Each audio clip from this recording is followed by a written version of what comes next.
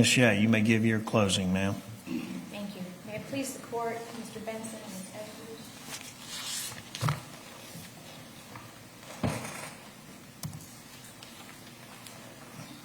Sunglasses. Leave that, the ones that's tabbed, leave them on. Everything else goes off. And the red one. There you go. Okay? Thank you. Go ahead, ma'am. Good morning. You guys were a perky panel on Monday, too, so it's good to see that you're still in good spirits after 2 days, and I know that I speak for all of the court staff that we really appreciate your attentiveness, and we plowed through a lot of evidence in the last 2 days. I think it was 19 witnesses, so I just want to thank you for that. I'm going to step over here because I need to look with you at the big screen in order to do this. So we're here with a case against Timothy Kramer. And the judge is going to tell you that it's up to you to decide which evidence you should rely on. Use your common sense in deciding what's the best evidence. What you should consider in returning a verdict. Some of the evidence may not be as reliable as other evidence. And as the jury, you get to decide which evidence you want to rely on and which evidence you don't. It's also going to tell you that you have the prerogative. You may believe or disbelieve all or any part of the evidence or the testimony of any witness. So the factors, they give you some guidance, the instructions give you some guidance, the factors that you should consider. Well, actually, let's talk about the witnesses first. We have like 3 different categories of witnesses. Law enforcement witnesses, professional witnesses, and the lay witnesses. And the first day was largely law enforcement. You had Deputy Glass, he's the one that started the missing persons investigation. Patrolman Gauntlet from Home TV, who was just responding to Escambia's call for assistance, looking for Mr. Kramer in Milton, makes contact with him at his sister's apartment, takes him into custody. You have Lieutenant Charette, he seizes Dolores' phone. Lawrence Macedo is a crime scene technician, collected the things in the apartment, photographed the defendant. Deputy Gitter, who located Rose's car in the park. Marissa Beeson photographed the car in the park, and then documented and collected all the evidence at the crime scene, and also went back in October and collected the evidence that they found in the truck, the firearm in the truck. Crime scene tech call, she did the first search warrant of the truck, documented the blue star and floorboard of the truck. Brittany Bishop did the same thing with the victim's car, documented the blue star footprints and the floorboard of her car. And Deputy Bevins, who downloaded everyone's cell phone prices. All of these people, and Investigator Crawford, the main investigator in the case, and she's sort of the, compiles all of the things, puts the investigation together, directs all of the activity as everything's unfolding. All of this evidence on Tuesday was really about establishing where Rosa was, where the defendant was, how he gets arrested, how they identify that he's the one that killed her. That was most of Tuesday. The professional witnesses, Dr. Lee, the veterinarian who examined Cody, Dr. Armstrong, the medical examiner, Ms. Snowden from FDLE, who tested the firearm and found that it matches the shell casings in the house. Ms. Wilkerson, who analyzed the DNA, primarily on the defendant's genes. And Investigator Little, who's law enforcement, but really his presentation is more about analyzing the cell phone data, not so much about piecing together all the evidence from the various crime scenes. And then you have the lay witnesses, Ms. Merkman and Mr. Keelis. These were family members of the decedent, and their testimony was largely geared towards establishing a timeline and historians for Rosa. where she was staying, where she went on the morning of the 23rd, about what time she left, the reason she was leaving, some of her habits. You know, they knew that she was unhappy in her marriage. They knew that she was separating from her husband. That was the substance of their testimony. LaShawn Kelly, who's the co-worker of the defendant. He knows he works as a stalker at the PetSmart. He knows he left work before he was supposed to leave work on the 23rd. He also knows that the defendant had expressed he knew his wife was leaving him. And he was, troubled enough about it to talk about it at work. And then the last witness was the defendant. So these are the factors that you should consider when you're thinking about the testimony of all of these witnesses. First, did the witness have the opportunity to see and know the things about which they testified? Does the witness have an accurate memory? Was the witness honest and straightforward in answering the attorney's questions? Did the witness have some interest in how the case should be decided? And think about this one because it could affect how they testify to you. That's why you should consider whether or not they had an interest. Did the witness at some other time make a statement that is inconsistent with the testimony he gave in court? There's really only one witness that was ever questioned about earlier statements that they made other than their testimony here today, and that was the defendant. He's the only one that said anything different than any other time that he was in court. And lastly, does the witness's testimony agree with the other testimony and evidence in the case? And this is these are not in order as they are in your instructions, but I think that this is the most pertinent of the criteria that you should, analyze the evidence through, because you have to make sure that it makes sense. Remember, the instructions say that you have to use your common sense in deciding which evidence is the best evidence. And so it's necessary to make sure that it agrees with the other testimony and evidence in the case. Now, State's Exhibit N3. These are the text messages between the defendant and the decedent. Now, you'll remember his testimony from yesterday. Rosa can't testify because Rosa is dead. But she's the only other one that knows what was really going on between them. The best thing that I can give you are the communications between Rosa and the defendant. So State's Exhibit N3 is that exhibit. Now, Investigator Crawford read what was said between them, really more what the defendant said to her on the 23rd. But they start, I think, on the 11th of July. And it's about 83 pages, front and back. I'm going to go through a number of these pages, and I really hope that I can see it on the big screen to make it easier to publish, which may be a little bit. Most of them don't have this many words on them. But I'm going to read off this one. This is on July the 16th. July the 16th is the day that she leaves. And it starts at 4:13 in the morning. She says, I need to get out. And she also, both of them, have pretty poor grammar and spelling and syntax and whatnot in their text messages. We do the best we can with it. I need to get this out of my chest. I want to start by saying I love you, but we are back on the same old song. You cannot say you're happy like this. I don't know what to do anymore.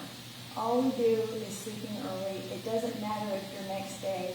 I need time, and seriously, we can't keep on leaving like, I do have love for you, but I can't keep leaving like this.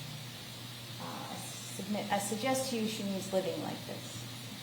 He responds, I feel the same thing. I thought you were going to get the job yesterday, so that put me back in my slump. I don't know what to tell you, but to go off and do something if you want. I'm trying to make sure there's enough for the bills and not trying to spend a penny. Save gas, doing what I think is the right thing to do.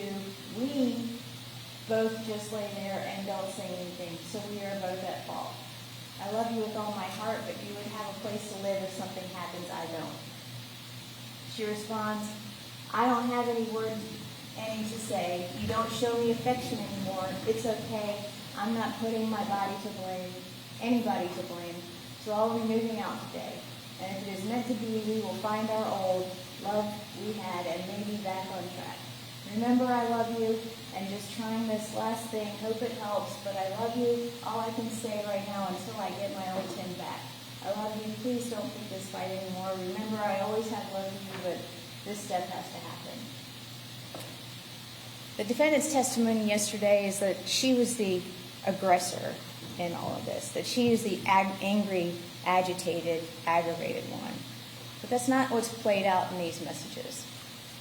Still on the 16th, the defendant says, again, you have a place to sleep. I will not when they come and take the house back. But, oh, well, guess that it's my fault. You have throwing up leaving now for a while.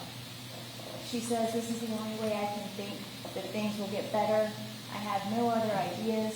So if a place to live is what's bothering you, sell the house and you will have money. Defendant says, you say you love me, but you don't put the person you love on the streets. But you have a great day and I will not bother you anymore. And thanks for telling me you're leaving over the phone. I will leave you now. I will leave you be now. She says, I hope being us close together or farther apart. Defendant responds, if you leave, we are done. I will tell you that much. You will have to tell me when I was at work. You would have to tell me when I was at work. I at least would have told you that it is not love telling me you're leaving when I was at work, or hell thing.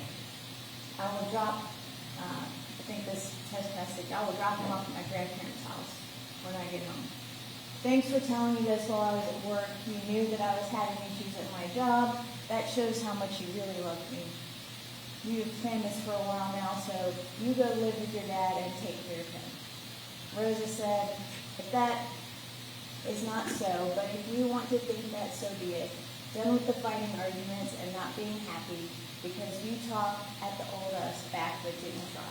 I will not text you anymore unless it is to fix things, not to fight. He responds, you have not tried either, it's on both of us. Okay, so you're going to walk out with at least both trying. I think I got this now. I am waiting to take for real thinking and actually fix the broken. Defendant, like I said, you leave, it's over, and that is showing me that you're not willing to work on us, but are willing to walk out on us. Well, at least I know that the house is not getting paid from this point on. Instead of telling me, hey, we need to fix this, you just tell me you're walking out. Sorry, but that just blows my mind. She says, you can't say this hasn't been going on for a while. And he responds, yeah, but I would never just walk out on you ever. So you're going to be gone when I get back. Could you at least tell me that much? Are you going to be gone when I get back? She says, yes, I'm gone. I do love you, but you don't think I do. If you do want me back and love me, real love, he says. Well, yes, I want you and don't want you to leave. I would have fixed this already if I knew how and knew what to fix. So then I need to leave for work because Aiden can't be there by himself. Rosa says, he's fine, he's eating. If you do say you love me, then fight for me and show me. Defendant, I can't fight for you when you're gone. Rosa, yes you can, you have done before. Defendant, and this so far has been a span of about 2 hours, a little less than 2 hours. Please don't do this. I can't handle you walking out on me, please.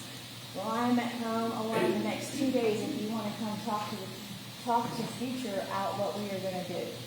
I texted you that I am home and also home tomorrow if you want to talk, and you did not reply, so I will leave you alone. I sit here heartbroken. So don't say I didn't try to fix this. So he starts with, please don't do this. I can't handle you walking out on me, please, at 6:06. Then he says, well, I'm at home alone for the next 2 days if you want to come and talk. That's at 6:41. I texted you that I'm home and I'm also home tomorrow if you want to talk, and you didn't reply, so I'm going to leave you alone and sit here by myself. And that's at 6:54. So he gave her, 13 minutes? And then he says, so don't say I didn't try to fix this at 6:58. We busted our asses off to get what we have, and it's all gone in the blink of an eye. 7:01. She says, I will come by tomorrow and talk to you. I need to think. I've been telling everyone I need mental help, but no one helps me. But I help everyone out, including helping me with 80. Love that kid like my own. Defendant. Well, he's gone for now, and I can't help you with the mental health part. Dr. Lee has to do that. She says, well, I was denied Sedgwick for being out. He replies, I take it after all the time we've been together, you can't make time to come and talk to me. So no, hold on. I take it after all the time we have been together, you can't make time to come and talk. So know what, you have to go back to work. I knew they were going to deny you because you just came back from it not too long ago. We both have issues going on, and as a couple, you work on them together, you don't just walk out. She said, all I can say is I'm sorry for flipping your world upside down. Mine is too. I know I did this. Heart to wake up, to know that I am more than just a check, and I am more than just your babysitter. And he says, I'm so hurt right now, I don't know what to do. I lost my best friend, love of my life. She says, I didn't walk out on you. I need someone that is going to love me and appreciate me for what I do, not look at me with that look of hate. Defendant, it's both of our fault that we are where we are at right now. I told you I was home. You don't want to try and fix this. I cannot force you. Defendant, you don't just wake up one day and take your stuff and leave unless it was planned. Defendant, I love you with all my heart and soul and would do anything to fix this. But when you walked out on me, that tells me that you're done. This is now at 7:32 on the same day. Have a great life. Be safe. Stay safe, because no matter what I say is going to fix it. 7:34. I don't know if it is your mental health issues, but you don't just walk away after all this time. I invite you to come over and fix this, but you have other plans today. That shows you're not willing to fight for me and you're done. 7:46. And then, lastly, call that guy back that tried to set up the interview, or call Alexa for a job at 7:52. At 7:58, from this point on, I'm going to let you be. You left me. I guess I should take the hint. Well, I got it. At 8:23, I sit here alone, heartbroken, sad, lost my best friend, lost the love of my life. 9:05, I want my wife back home. I am lost, but does not look like that will ever happen. 9:26, I can't believe you're not heartbroken over this, and I'm lost as hell. She says at 9:26, I love you and I miss you, but I just can't keep living this life because it's not a marriage. And you just, like for my grandkids to come spend the night, you don't let any of the kids around. I want to grow old with, but I need you to be 100% sure that you want me and that things will work out. All of the arguments we have, and 1 week you're okay, the next week you get on to me about some things. You talk as if you're pissed off at me. We are going to work on us, then you will have to show me that you want me back. Fight for the love I have. You think I just jumped up and left you. That's not so. I left because I'm tired of how you talk down to me. I am in, it says tired, I believe she means tears. I am in tears. I don't have my best friend, but it can't keep going the way we're going. One of us needs to make the change. Defendant. Both of us need to change. You left me, I lost my world, but saying that, it was just not my fault. She says, not just yours, mine too. We were always going place to the beach early in the morning to pick shells, but you don't doing that. I want to be with you. I am shaking and lost for words. I don't know what to do. Defendant, I am lost. How do you think I'm feeling? Rosa, I am too. Just think of how to fix this, and I will do the same. I am lost big time. You are the light of my world, but I can't keep getting hurt by hateful words and feeling like I'm no good for you. So it's clear that she's struggling. She's trying to articulate to him what her complaints are. She feels like she's berated. She feels like he's constantly talking down to her, being mean to her. And his whole response is always, it's both our fault, or when are you going to come and talk to me? We're still on the 16th. Her solution is we need to take a break. We need to think about ourselves. You know, we need to see where we can each work on this. That's her approach in this, and his approach is, you left, you need to come back and talk to me. And that's it. Defendant at 9:34. Well, I feel the same way and always last in your life. You're lost, I'm lost, neither of us know what to do. I don't have a clue on how to fix my wife walking out on me. I did nothing that deserved you walk away from our marriage after how long we never been together. I'm sitting here thinking on what to do with all the stuff in the house. Hell, most important, where do I go live? I'm so fucking lost. Defendant, okay, so there's nothing. Okay, so nothing. You have a great day and night. I'll see you whenever. This is killing me. You just don't know. I see you took all of your shoes and work stuff. You took all that and had plans on never coming back. Now, we go through a couple of messages where Rosa explains she doesn't have her glasses, can't read the text messages. She's dropped them off to be repaired, has to pick them up, and then she picks back up after this and then the defendant says, just be honest, you don't plan on coming back. She says, I plan on coming back if and when you decided to treat me as your wife and not talk down to me or lose your temper when something doesn't go right. Plus, you're always negative. That's what I would for you to work on, showing me by text. Send me flowers. Do the same thing you did at the beginning to win my love. Defendant. And what about you? What are you going to work on? Rosa. Tell me what about me. What would you like? Because you talking about the stuff is in there. Well, that shows me you're not trying to work on anything.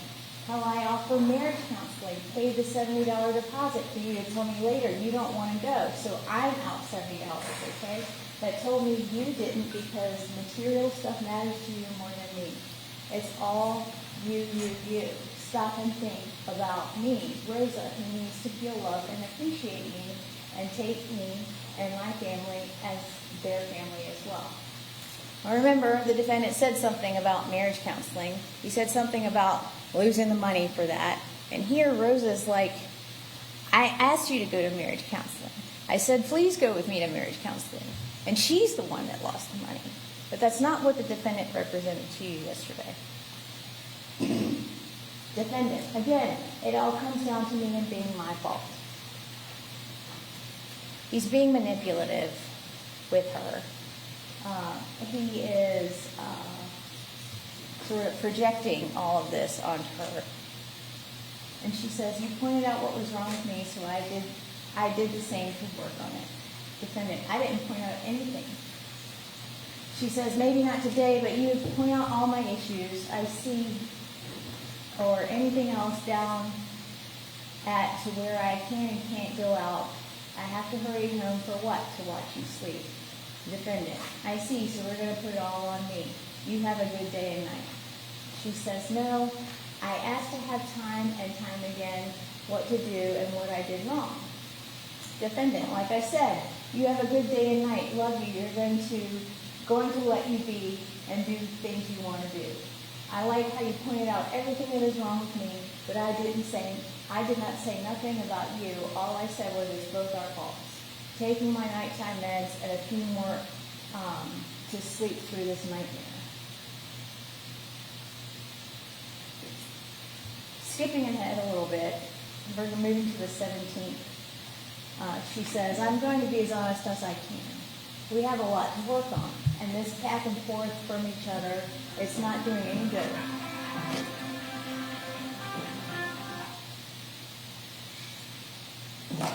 And this back and forth from each other is not doing any good. I'm sitting here, and I think if I want to continue with the back and forth, and I don't, I'm tired of being talked to like I'm Aiden. And I want you to give me your respect. And I heard you have to receive respect to get it back. I am confused and lost and broken too, but this is the last time I will do this. But this has to come from both of us instead of sitting there eating gummy and going to sleep. That's not a life. You have said all kinds of hurtful words, and never once have you apologized to me for something you said, and I did, and then you find the truth. I want a man that can take care of everything, since the man is the head of the house. Anything that breaks, I have to figure it out or get my dad to come over and help. You put so much of me. You have put so much of me to take care of you, but you never did anything wrong because you never have said you're sorry. So yes, I'm going to be here until I figure out if I can get this man my fellow head over heels. For now, I'll just work on you and take this time to fix you. And if you would allow it, can I bring the white dresser or the TV? And if you would allow it, can I bring the white dresser and one TV? If not, all good. And the defendant's representation yesterday was that she comes in demanding pieces of furniture, and he wants to split it up in the divorce. Mind you, throughout all of these messages, the whole thing is never about divorce from him. From him, it's about, you need to come home, you need to come back, you can't leave. And here she says, and if you would allow it, as if she's asking. And she says, can I bring the white dresser and one TV? So it means there's multiple TVs in the house. If not, it's all good. She'll get over it. It's not, that's not a big deal to her. And he says, no, it needs to be fixed before anything else leaves the house. All that shows me is that you don't plan on coming back. If it's over, just say it, please don't string me on. Which she does keep saying over and over and over again. She keeps saying, I need a break, we need to work it out, we need to work on our things. His whole response is, either come back or just say you're done. And he just guilt trips her through all of these messages. Defendant, your dad knows how to fix things. I do not. My father never showed me nothing. You're just going to come and take it when I'm not here. We both know this. You're acting like this is just my fault. It takes two people to cause issues, and two people have to fix them. Just be honest, you have no plans on coming back. He's really not offering to help fix anything. He's just trying to box her into saying she's not coming back. She says, honestly, I don't know if I will be back either. Just remember, always know that you will always be in my heart. I do love you a lot, and this is killing me, but I need to clear my head, and this is the only way I know how. He says, you won't even answer the phone. Please, I need to hear your voice. I can't do this without you because you're my rock. You're the only one that holds me together. He'll say something nice like that. And then I skipped ahead a few pages. So I ended at page 34, 8:48 a.m. on the 17th. Skipping over to page 40, at 11:50, she says, always safe, I will stop by to get a box fan. He says, I'll put one in the front room for you. Well, I guess and that was at 11:51. 11:52, well, I guess I'll see you when either of us gets a chance. And she says, I am stopping by to get the fan. I will give you a hug and a kiss. All I'm asking is to take this time, however long it will take us, and to get back on track as we define ourselves. Defendant, I've given up on life. Hell, I can't even keep my wife happy, and at our house I have failed. You're acting like you're going to be gone for weeks. I can't do this without you. I'm a broken man. I can see it in your eyes that we're over. She says, no, what you see in my eyes is worry about what has happened and how long it's going to take for you, I think she means us, to go back together. We can start dating again. This is what I would like for us, to take steps as if we were dating. Phone call, pretty text, and maybe just go have a picnic. Of that matter, we can show respect for one another. And the defendant says, and that's telling me you're not going to be back by the time it is my birthday and our wedding anniversary. The house will go into foreclosure. I can't afford these bills by myself. I'm begging you to please come home. I can't do this anymore. The way I take this is that you want to start from the beginning, dating, and then move on from there. This will take months, and I'm not going to live by myself for months. It's always all about him in all of these messages. And then skipping again to page 54, and this is July 18th. She says, and if you read the intermediary pages, it appears that there was a time when they were reconciled and they were back together because they're lovey-dovey a little bit in the messages. And this is afterwards, and she's leaving again. And she says, "Forgive me. I'm a screwed up person. I don't want for you to get the same way. I want to work on us. Anyway, I love you, broken-hearted and incomplete.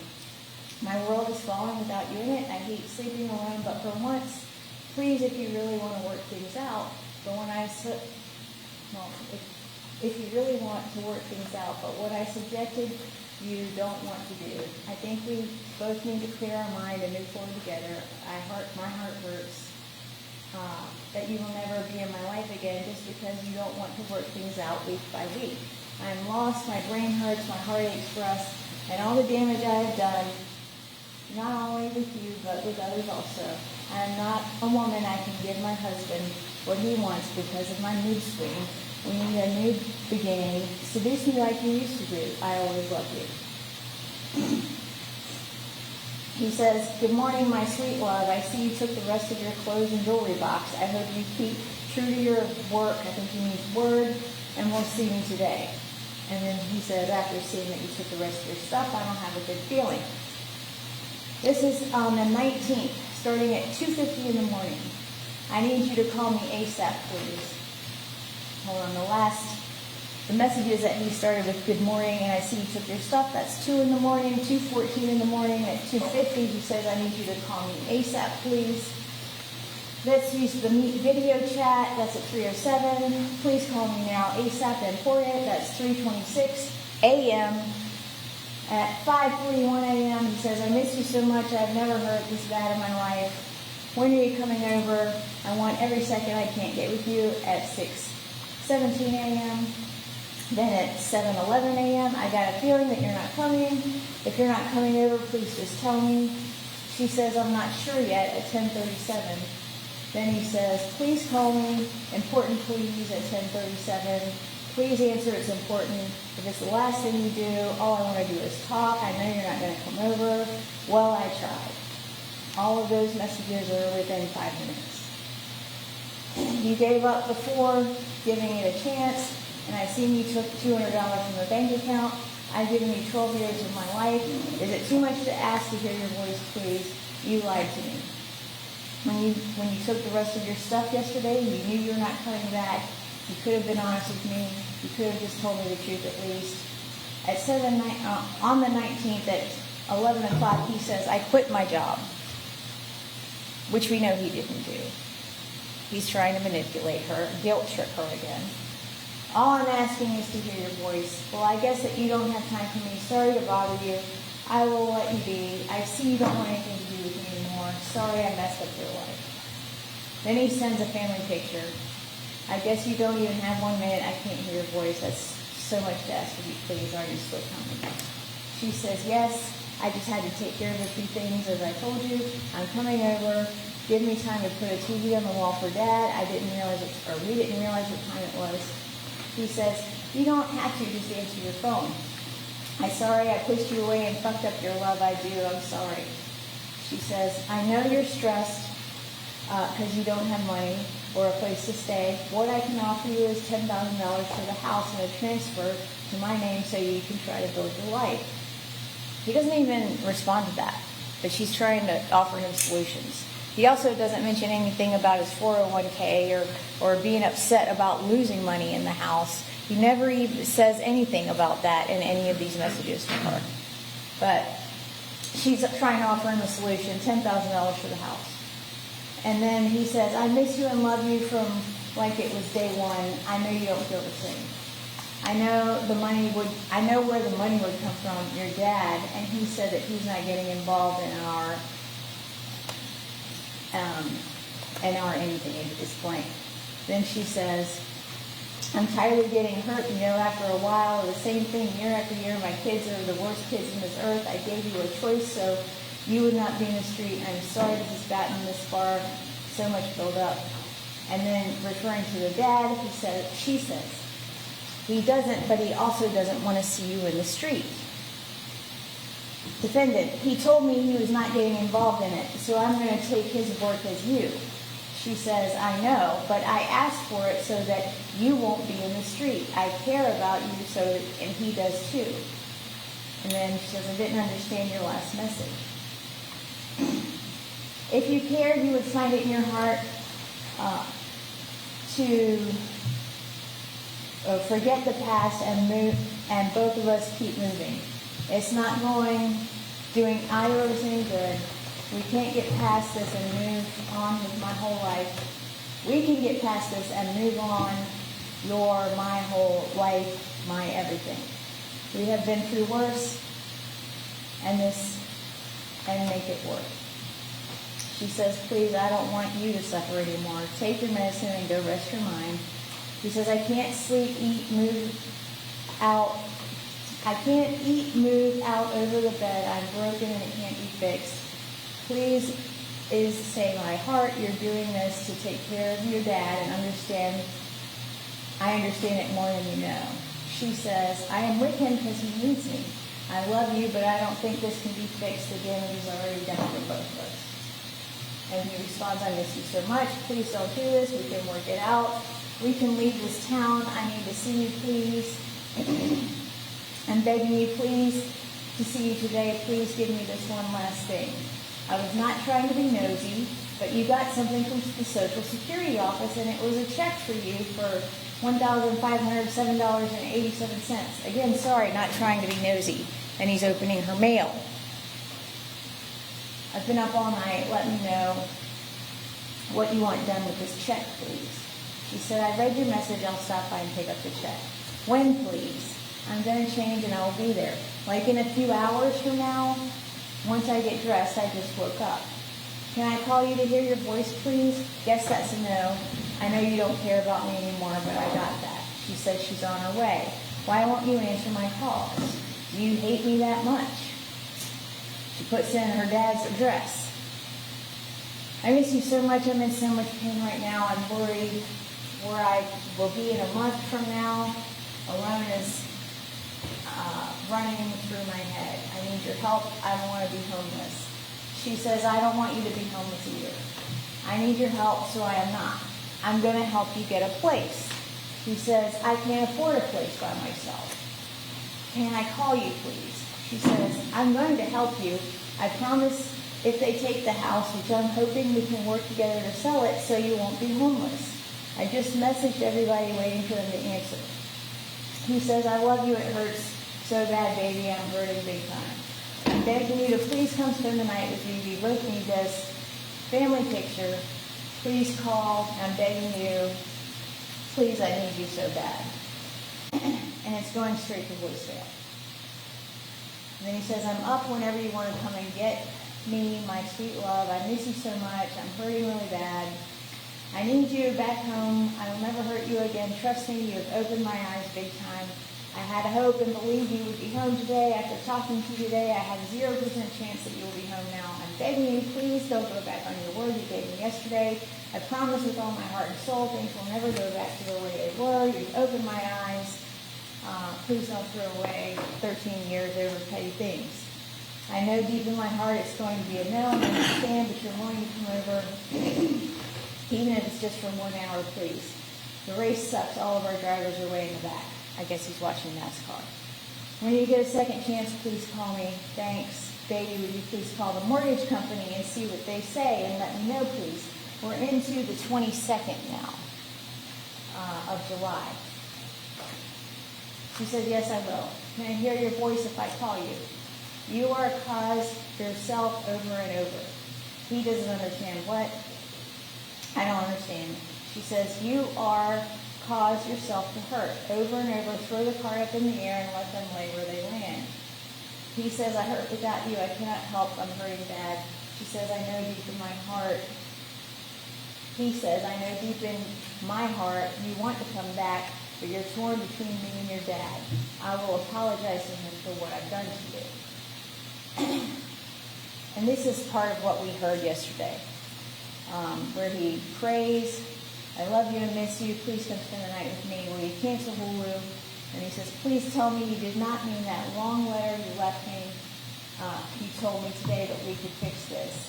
You love and miss me. This is at 7, this is July 22nd at 9:29 a.m. Now, I know that was kind of painful and long, but I need to make sure that you see this and process what it's saying, because this is a very different flavor of the relationship than was represented by the defendant. And right here at 7:22 at 9:29 in the morning, is that talking about the long letter that she sent. This is the long letter that she sent. It states Exhibit S. And she sent it at 8:27 on the 22nd. And she says, I want to start by saying I really did have a lot of pain to see the pain in my heart. But all the times I told you over and over, you kept telling me it hurts. I know how many times I did that for weeks at a time when you kept sleeping in the other room or leave, if that's what you, all of them words hurt. Every time you attacked my kids, it hurt deep down in my soul. When you kept telling me to leave or pushing me away when I wanted to hold on to 10 years of my life, they were both got empty inside and gave up. Would not go out all the times I asked you to come out when I was dancing and asked you to come. Even on a Howard dance, you kept telling me no, so you pushed my love for you to be bruised. From here on out, you need to find you another true love, because my light was, I believe she means dim. My light was dimmed down till now. I just feel sorry for you. And I had a small amount of love for you, but you finished burning out, and I can't tell you that I can tell you my eyes are open now, and I see you, and honestly, I can't say the hardest way was to do this, but needs to be let you know that I love you, that I love, but I'm sorry my light for you was out. I love you, but I'm not in love with you. I'm sorry that I thought you was going to be my man for life, but sorry my light is out. You gave good days too, for that time I appreciate it, but from here on out, I am sorry, but I am not in love with you, and I am not in love anymore. You pushed me far, far away. We were having a good marriage till you got controlling as to when I need to be home, as if I was your prisoner. I told you I wanted out. I need out. You keep telling no, not till Aiden is 18. Look around, he's not 18.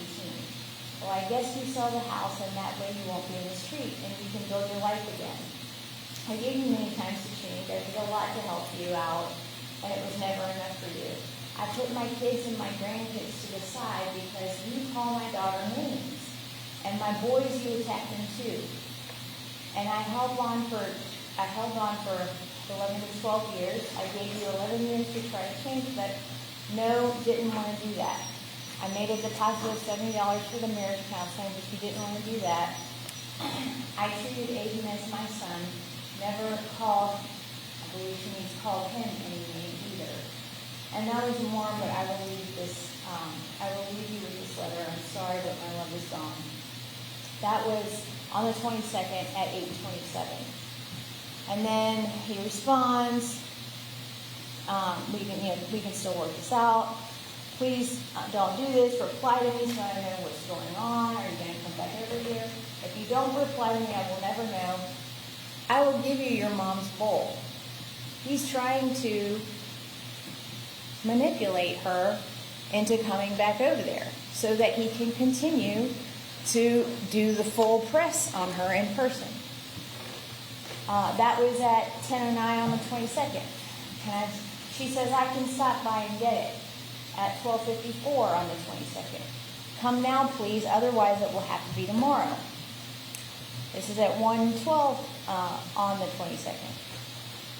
I will see you tomorrow. I put some stuff on the bed, the bowl and the photo album. I put it up and will give you when I see you tomorrow after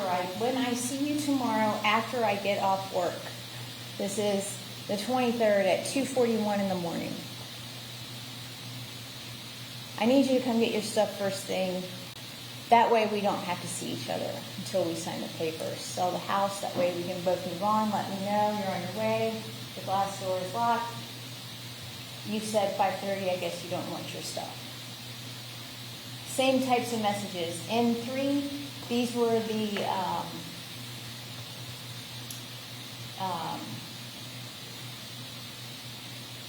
text messages. Same thing in the text messages that we heard yesterday. M3 are the Facebook messages. It's the exact same content. He puts the exact same stuff in email, in text message, in Facebook, and he's blowing her up all the time. Constantly. All of those messages, most of those message bubbles are green.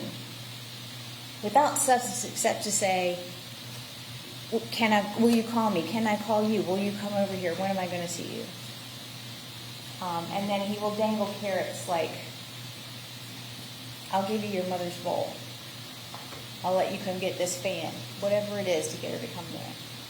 So he says that she was aggravated, angry, red-faced, and drinking. The decedent's father said that when she left, she seemed stressed. She didn't seem, angry or upset really, but she was going over there to get the stuff. She knew that he wouldn't be there. And he says she comes in the door angry and upset and red-faced and had been and he believes she was drinking. Well, her blood alcohol in her autopsy report was 0.05. But remember, this is before 6 o'clock in the morning. And 0.05 isn't drunk. But she's got THC, she's got Xanax in her system. She has prescriptions for all of these things. And ME also said all of those things are depressants. They're downers. They're not, they're not the type that's going to hype somebody up and make them excited. He says that she slams her hand on the white dresser and the gun was on the nearby brown dresser. Here's the white dresser. There's the brown dresser way over there. So, they said they preserve everything when they come into the crime scene. They leave it as it was.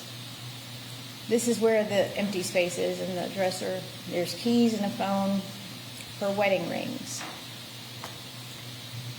Perhaps she did put her wedding rings on the desk. Maybe she slammed her wedding rings on the dresser in frustration. But the gun is supposed to be over here on this one. And doesn't, just consider that when you're considering what he said. This is the other angle of the dresser. And then from across the room, it would be a little weird to just have a gun sitting on the dresser like that. But in any event, really the only slapping space is over here on this side of the dresser. And there's her rings. He also said that she charged him and was kicking him in the knees. And called him a piece of shit and said she was going to kill him. Now, we just spent, I don't know how long I've been reading, probably a while. Did any of that sound like she was homicidal and enough to go kill him? She's frustrated, she's despondent in her marriage, she's depressed, but is she homicidal? This is the surveillance video from PetSmart. We admitted it yesterday, but I didn't publish it at that time. They're short clips. This is the 2:58 view. Mind you, this is just after he would have texted her and said, I'll see you after work. And he's walking just fine. Now, he hobbled up to the stand yesterday and hobbled back over there to the table. But he's, 2 years ago when this happened, he's walking just fine. He works as a stocker. He has to be able to lift at least 50 pounds. It's his job to take stuff off of these trucks and put them up in the shelves. So he's not feeble and fragile. And then this is when he leaves at 4:26. If it's playing. Yeah, here we go.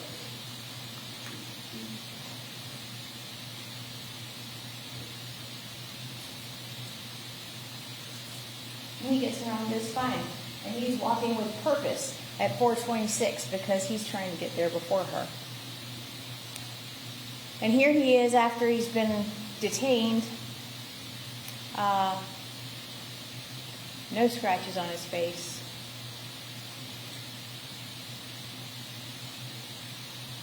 No scratches on his hands.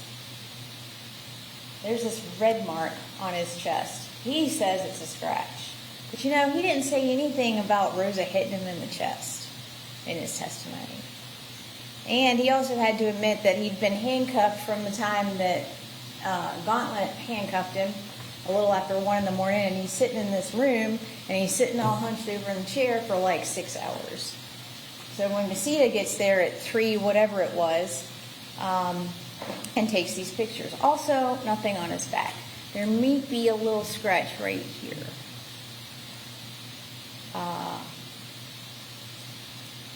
Assuming this came from Rosa, which he didn't say. He didn't say she scratched his arms. He said he had a scratch.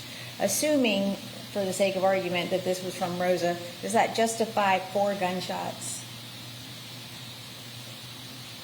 These were the messages. N1 and N2 are the same thing. One is in the chat bubble. The other is condensed and easier to read. But to Dolores is the one that suggested that she attacks you from behind, goes to your face, and you're disabled with that back condition. And he admits they didn't say anything was wrong with my back. So he admits that at this time that there's really nothing wrong with his back. And she wants to know, did you let him know you had surgery? He's like, yes, I did on my knee, but they say the amount of time that's passed doesn't fall under stand your ground. Whether it doesn't have anything to do with stand your ground, but he's acknowledging that it has been some time since whenever he had these surgeries. And you just saw him walk across PetSmart. He's walking and getting around just fine. He said she was advancing towards him, so he advances towards her, and he grabbed the gun and went to shoot. And then he didn't know that he shot her. He thought he might have shot Cody because he heard him yelp, but he didn't know that he shot her. Well, here she is. This is her final place of rest in the corner of this room. She's got one leg partially under the bed. And he also said that he felt trapped because she had trapped him in the room.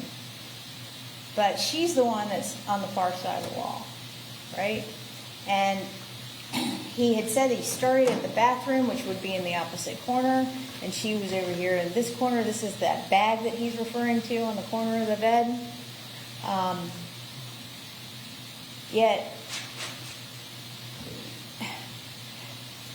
Okay, well, hold on. Let me get back to this part. This is how she's positioned. And it's very tight space in here. So she's over here, and he would be like over here by the bathroom. But he says he felt trapped. She shot 4 times. One of them is right here on her nose on the left side. One of them is here on the left side of her head. One of them is here on her left side of her side. And the other one is down here on her leg. All of them are on the left side. So this goes through the nasal cavity and into the brain. This one also goes into the brain. But here's the other thing about it. There's stippling. These little red specks. This is the burning gunpowder or the unburnt gunpowder that scratches the skin and leaves the marks. And this indicates that it's at closer range. Less than 3 feet. Anywhere from 6 inches to 2 to 3 feet. So to put stippling, you got to be pretty close. Okay, that's really not that far. That's less than an arm's length. So he's going to know when he's aiming at the side of her head that he's shooting her. And her face, he shot her in the nose. And the stippling, it's close enough that the stippling even gets behind her ear. Right here, these other specks. And then this is the exits on the other side. Also, note, she's got a scratch on her neck, which appears to be around the same time. The medical examiner couldn't say for certain, but that looks like a fresh wound. And here's the positioning of it, and this is really important because look where she's at. 2 of the gunshots are up here. One's in her side, one's in her leg. But look at where her head is. And then when they roll her over, here's the exit wound. There's one here, and there's one here in her hair. There's a defect from a bullet in the floor, and then the projectile is this little brass thing right here. So she's got to be down on the pillow pretty much when he shoots her. Either right here or right here. It's one of these two, probably, that come out here. And she says he didn't know he shot her. Similarly, this is when she roll her over on her stomach. She's got the exit wound. This is the left side of these two injuries is the exit wound, according to the medical examiner. She says because there's, like, you can see the path of travel that the bullet took from this side to here. There's another defect in the floor. Well, here's the exit wound. And there's this other clearly simultaneous injury because it's actively bleeding. Here's the defect in the floor where this one came out too. So she had to be on the floor when she gets shot. And there's the projectile. And here's Cody, sweet Cody. He's shot 3 times, but look how tall Cody is. He's just above knee height. He's down low. But he says he didn't know he shot her. She had to be on the ground for at least 2 of the 4 shots. And Cody is shot 3 times. We know that there's 4 shell casings recovered, not as many projectiles recovered, but the projectiles are the things that are moving fast and get stuck in stuff once they're expelled from the gun, right? So if Cody shot 3 times, she's shot 4 times. At least 2 of those are while she's down on the ground. Then he would have known that he shot her, and he would have known that he shot the dog at the same time. He said he moved her car because he needed time. And he didn't call the police because he was zombied out all day. You have 18 pages of single-space text messages, or 143 pages of bubble chat messages just between him and Dolores. That's all he's doing all day long is talking about it. So he's not that zombied out. Rosa got to the house at 5:59 in the morning, and he starts calling Dolores at 6:12 in the morning. So this had to have occurred within, I'm trying to do math in my head, 13 minutes. Allow her time to get in the house for whatever to happen, and then he shoots her, and then we'll allow him a minute or 2 to freak out about it because that's reasonable, and then he starts calling his sister. So in a span of 13 minutes, all of a sudden he is blowing up his sister's phone. Call, text, call, text, call. Finally, Dolores calls him back, and they talk for 9 minutes. And then they talk again for 2 minutes. And then the first text message after that call is, you made a promise, don't go back on your word. Talks to his sister for 9 minutes. You made a promise, don't go back on your word. And she says, you told me you killed her. I can't be an accessory to that. Well, you also listened to an hour of Investigator Crawford reading the text messages where she comes to his defense with the whole self-defense thing. But this right here, this doesn't sound like he told her it was self-defense. This sounds like he told her it was murder. And she can't be an accessory to that. And then this just shows, it's a completely different change in pattern. He hasn't really talked to her that much, but on this particular day, they talked a lot. And then he says he went to Milton to get advice. He didn't go to Milton to get advice. No matter what happens, you're still going to hide me, and no one will turn me in. I can't have anyone there to turn me in, sis. You have to have my back. Are you there? I need to know this before I come over. Are you there? Sis, are you there so I can head your way, please? None of that's about advice. That's about getting away. So consider this. He's had 2 years to try to perfect this story. He knows what the evidence is against him. I mean, all of that is provided. He's had 2 years to try to find a way to explain it in something palatable. Yes.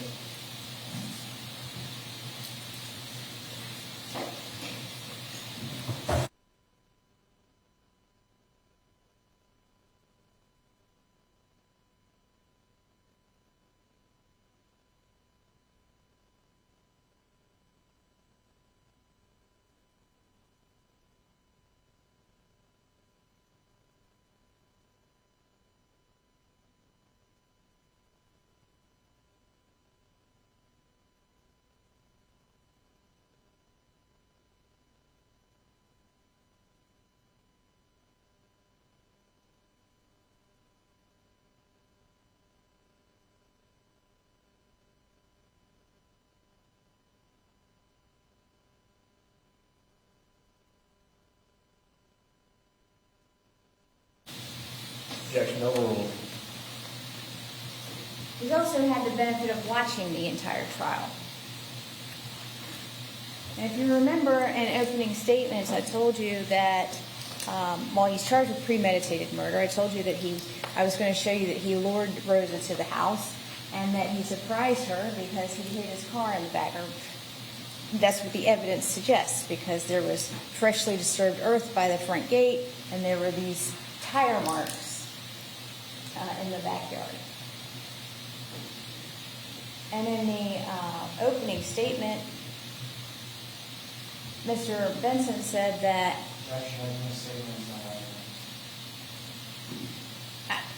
the lack of evidence is also important in this case too. Overruled. The representation was made that the defendant said that he pulled his car behind the house, or pulled the truck behind the house to load it with stuff. Well, Investigator Crawford, who did search the vehicle on July the 26th, there's nothing in the truck but some jeans, nothing in the back seat, nothing in the front seat. There was nothing in the, I didn't publish these pictures right here, but, glove box, center console, whatever, nothing in the bed of the truck. The only other stuff is this stuff in this chair by the front door at Dolores' house. That was his. So there's not a huge amount of stuff. And interestingly enough, none of that was part of the narrative when he testified. And then the other problem that he has is that even on the 23rd of July, he didn't believe it was self-defense.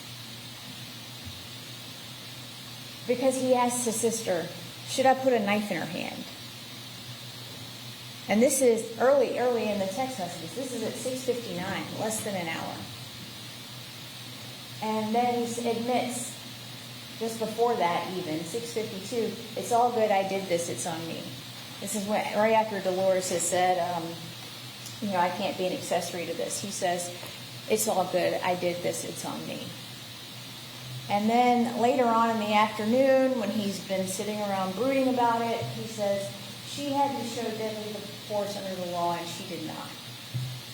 And he admits this is a problem. I guess he's researching. What is self-defense? What is stand your ground? What is deadly force? He's doing his homework because there's a whole long discussion about it with his sister. Well, here's what the judge is going to tell you. This is the law on the justifiable use of deadly force. The defendant was justified in using deadly force if he reasonably believed that such force was necessary, as in essential, required, to prevent imminent death or great bodily injury. Imminent death or great bodily injury, or great bodily harm to himself. So he's got to really feel like he's about to die. She has the ability to kill him and is in the throes of getting ready to do that. That's what this is. So he wasn't wrong when he said that to Dolores. But based on all of the messages that he's sending, even he doesn't believe that it rose to that level. She might have been upset with him. Maybe she was upset because he was aggressive towards her and she's defensive. You also must consider the circumstances at the time the force was used. The danger need not have been actual. However, the appearance of danger must have been so real that the defendant actually believed that force was necessary. Remember, the circumstances of this are he wants to be there when she gets there. She just wants to get her stuff, her mom's stuff that's precious to her. She's already said she's done. He wants to be there. He wants to put himself in this situation. These are the circumstances. And then moreover, a reasonably cautious and prudent person under the same circumstances would have believed that the deadly force was necessary. Well, the reasonably prudent and cautious person in this is you. As the jury, you have to decide whether this was reasonable. You are the reasonably cautious and prudent person. So is this self-defense, really. And when you consider all of that, I submit to you that it is not. So we're going to talk about the different degrees of homicide. First, we started with first-degree premeditated murder. Second-degree murder is a lesser-included offense. Manslaughter is a lesser-included offense or not guilty. This is a simplified version of your verdict form. We're going to start with manslaughter. To prove the crime of manslaughter, there's two elements: that Rosa is dead and the defendant intentionally committed an act that caused her death. Has that been established? Absolutely. You don't believe that it's self-defense? Consider, is Rosa dead? Did he intentionally commit the act that killed her? Yes. The state does not have to prove that he intended to kill her. So yes, this is a manslaughter. Second-degree murder, the victim's dead, the death was caused by the criminal act of the defendant, and it was an unlawful killing by an act eminently dangerous to another, demonstrating a depraved mind without regard for human life, which is defined in the instructions as this. A person of ordinary judgment would know that that type of act is reasonably certain to kill or do serious bodily injury to another. Shooting him 4 times? Going to do it. It's done from ill will, hatred, spite, or evil intent, and indicates an indifference to human life. And the state doesn't have to prove that the defendant intended to kill him. So does he harbor ill will, spite, or hatred at her? He's been spewing it all over the text messages for a couple of weeks. Yes, he's angry with her. He's spiteful towards her. And in the moment, he could have acted with that ill will and that type of depraved mind. But he didn't. I don't have to prove that he intended to cause her death if you want to find that it is second-degree murder. All of this is present in this case. So yes, it is second-degree murder. First-degree murder, 3 elements. Rosa's dead, criminal act of the defendant, and that it was a premeditated killing. So these are the elements of premeditation. This is how it is defined in the instructions. It is a killing after consciously deciding to do so. The decision must be present in the mind at the time of the killing. The law does not fix the exact period of time that must pass between the formation of the premeditated intent to kill and the killing. Meaning, the law doesn't say that you have to plan it a week ahead of time. You don't have to plan it a day ahead of time. So long as it's done before you start pulling the trigger, so long as Tim had decided that before he starts pulling the trigger, then it was premeditated. And he could have made that decision 10 seconds before he started pulling the trigger. But I submit to you it was probably before that. The period of time just must be long enough to allow reflection by the defendant so that he knows what he's doing. And he's not acting on emotion. He's made the decision to do it. Now, what this instruction, one of the things that Mr. Benson had said is that the defendant made a lot of mistakes and a lot of bad decisions. And as it plays out, he went and hid her car. He fled to Milton. He did all these things. However, he didn't really get away with it. An exit plan is not, I don't have to prove to you, to prove premeditation, that he had a good exit plan. Nothing in here about that. The only thing that has to be premeditated is the intent to kill Rosa. not how he's going to get away after that. He didn't have to, I don't have to prove that he planned his escape and had a whole elaborate after plan, just that he intended to kill Rosa before he pulled the trigger. The premeditated intent to kill must be formed before the killing. And I submit to you that that has been proven. If you return a verdict of guilty, it has to be for the highest offense that has been proven beyond a reasonable doubt. So yes, we proved manslaughter. Yes, there's second-degree murder. And I'm going to tell you there's premeditated murder. You've just been reading all of these messages. And you see how it's going. Now, what it says to you is that he's losing control. He is losing control of Rosa. She is not doing what he wants her to do. And when a control freak starts to lose control, they cannot handle it. He was not going to let Rosa walk out on him. And I submit to you that by the time, all of those messages and all of those words, that email on the 22nd is the thing that tipped him over the edge. And right after that, as he's very insistent about, I need to see you, of course, he was very insistent all of the times. I need to see you, I need to see you. But he lures her over there. He knows that she will come for her mother's things. He leaves, walks out of work early. Was only there like an hour and a half, not even an hour and a half. Walks out, gets in his car, goes to the house.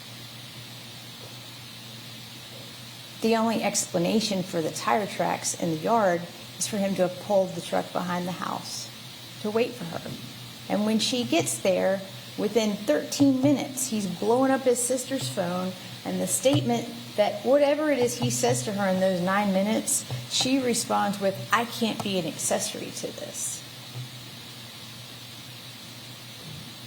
And he killed her. And he killed her because he couldn't live without her, and no one else would either. Now, there's also the second charge of aggravated animal cruelty. There's two elements. I'm going to take the second one first. The defendant's act resulted in excessive or repeated infliction of unnecessary pain or suffering to the animal. Shooting an animal, especially like this, is definitely an infliction of unnecessary pain and suffering. It is repeated because he shot Cody 3 times. And it's excessive because shooting an animal like this is always excessive. And that the defendant intentionally committed that act. Here's Cody. Here's one entry wound over his right ear, on his head.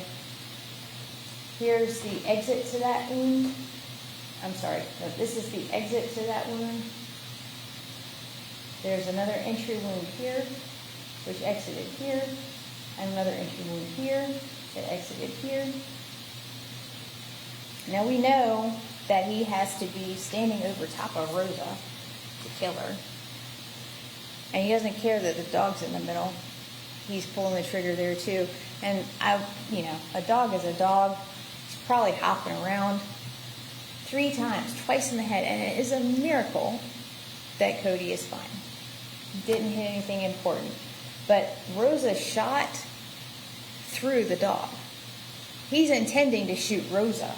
And at least 3 of the shots into Rosa went through this dog. So he's intentionally shooting the dog. His claim is he loves Cody very much. Cody was stuck around him more than Rosa. He misses him, and he didn't mean to shoot Cody. But he shot him 3 times in order to shoot Rosa. This is back to Rosa and Tim's text messages. This is the very first page from July the 11th. Rosa says, the stupid dog shit in our room, but his stomach is not feeling well, so I didn't get him breakfast. Try to get the smell out. The defendant responds with, he shits in the house. I would imagine he says one more time. He will live out in the backyard or be gone, that simple. Just be gone. There's only 2 times Cody is mentioned in all of the text messages that you have. The other one is here, page 43, and this is in a stack of the constant replies, unanswered replies to Rosa, or unanswered pleas to Rosa. And he says, I will be getting rid of Cody because he doesn't deserve to be in a room all day. It's not fair to him. Well, that's very noble, if that's true. But I submit to you, this is another one of his manipulation tactics.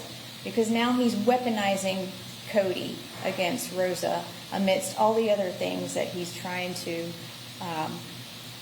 ways that he's trying to control her actions or try to get her back. Now he's weaponizing Cody by saying that he's going to get rid of Cody. And if he loved Cody so much, he wouldn't just get rid of Cody. Even if his wife left him, hopefully he'd hold on to his, canine companion.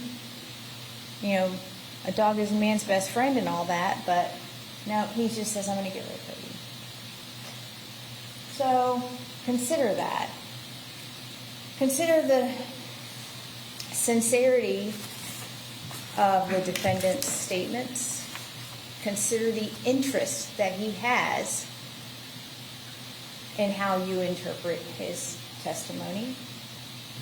Consider the inconsistencies of all the statements that you've seen from what he said happened. And consider whether or not you think he's being honest. One of the things that the instruction says is to consider not only what the witnesses said, but how they acted when they testified. And you see he was almost studious when he responded to Mr. Benson's questions, very responsive and explaining all the things. And he spoke clearly and he sat up straight. Well, when I'm asking him questions, he didn't move the chair back, but he kept backing away to the point where he's so far from the microphone, the judge who's sitting right next to him can't hear him. Sir, you got to speak up. Sir, what are you saying? You couldn't hear him. It's almost like when you talk to children, when they know they've done something wrong, they don't want to talk, and they'll talk real quiet, and they get in trouble. And that's how the defendant was acting. So you should use your common sense in deciding which evidence is the best evidence. And you can choose to believe or disbelieve all or any part of the defendant's testimony or any other witness. My burden is to prove this case beyond a reasonable doubt. The law does not require me to prove it beyond all doubt. A mere possible, speculative, imaginary, or forced doubt is not a reasonable doubt. If you have a reasonable doubt, it has to be based on reasoning, common sense, after careful and impartial consideration of all the evidence. So,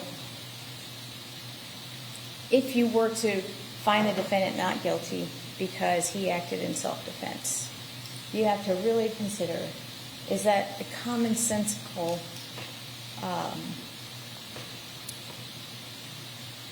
is it reasonable, and is it make good common sense in the context of all the evidence that you've heard over the last 2 days? And I submit to you that it doesn't. Not at all.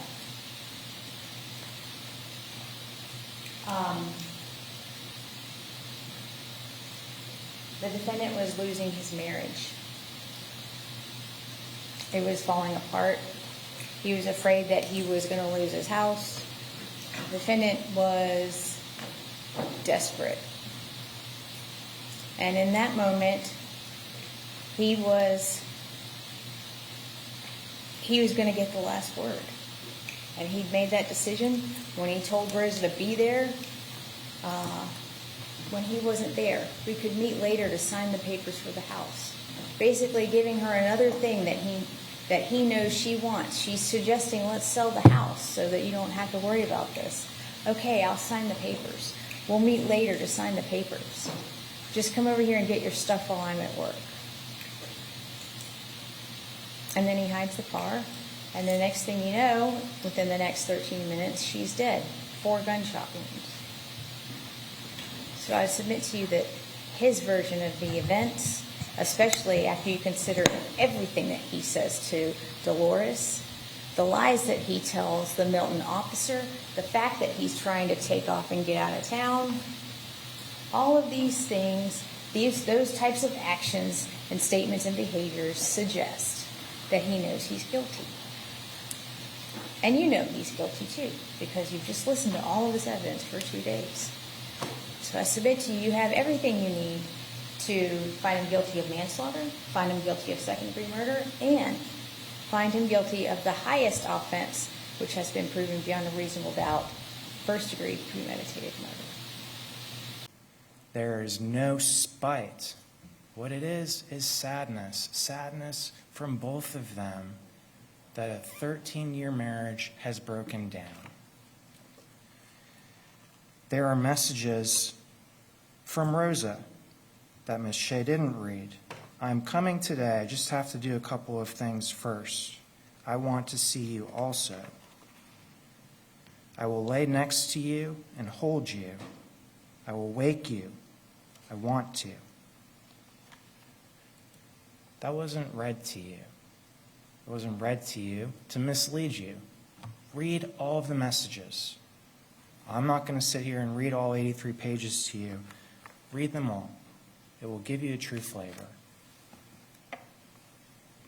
Also within those messages, you will not see any suggestion of planned homicidal violence. There are no threats in there. It's just sadness and love.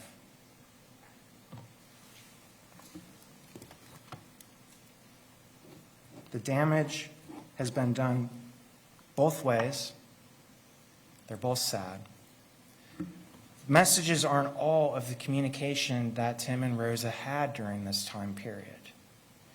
The state, with Investigator Little, spent time going through call detail records. The call detail records show that there were phone calls between Tim and Rosa during this time period too. And Investigator Little said during his pattern of life analysis that Ms. Kramer's device spent a significant amount of her time at the marital residence up until a week before this happened. So not the 2-3 weeks that her family members had testified about. She was there spending most of her time there trying to work out what was broken up until the last week. So look at those call detail records. See the phone calls between them. We don't know what was talked about during that time, but when you look at all the messages, you look at the phone calls, you can safely assume that it was 2 people trying to work out their issues.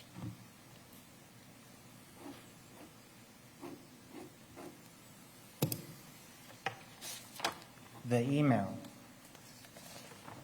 You have to read the email with the text messages, consider the phone calls, but what's important about the emails and the messages is that this is not the lure and ambush case that Ms. Shea suggests it is.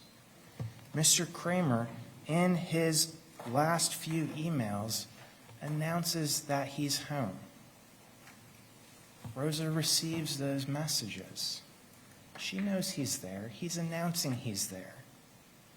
There's no evidence that Mr. Kramer pulled his vehicle in the back of the home and hid it there, laying in wait for his wife to get home. Why would he do that and then announce that he's home? It doesn't make any sense. You have to look at all of this evidence critically, and you have to look at all of it together. Don't just isolate little text messages. Don't just isolate a single email. Look at it all together, and you get a complete picture. And it's not a picture of premeditated murder. It's not a picture of second-degree murder. It's not a picture of murder at all.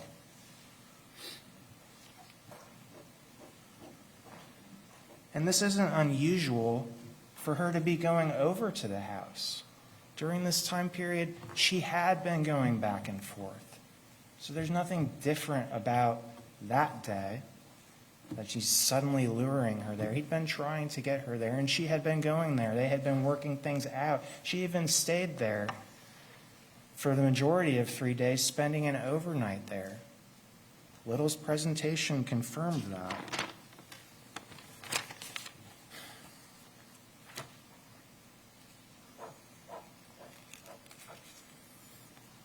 A couple of other things to clear up from Ms. Shea's argument. She showed you photograph E36, which showed the white dresser and the brown dresser.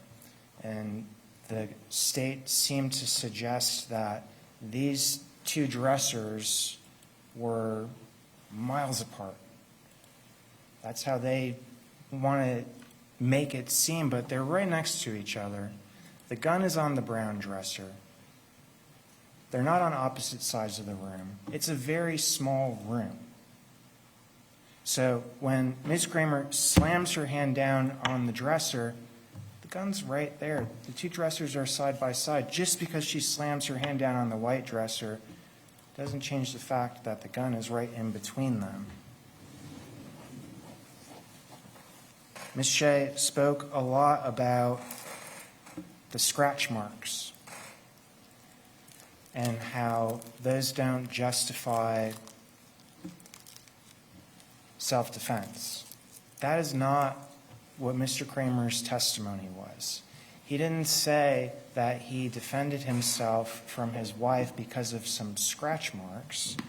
He said that he defended himself against his wife, who had been kicking him in his knees, hitting him in the back, threatened to kill him. That's why he defended himself. There's a gun in the room, the small room in between them. That's why he defended himself. He believed he was going to die. Rosa told him, "I'm going to kill you." She's seen the gun in between them that she knows how to use, and she can pick up, shoot him, and kill him. What is he supposed to do? Is he supposed to try to get out of the room? There's no duty to retreat when you're in a place where you have the right to be. And if he tries to get out of the room, what is she going to do? Grab the gun and shoot him in the back? The two of them, one of them wasn't going to leave that room. That's what Tim thought that night. There's a gun right in between them. So he didn't defend himself over some scratches. He defended himself after he was beaten by his wife, which had happened before. He was afraid of her based on what had happened before, and that's something you can consider. That's in the jury instruction.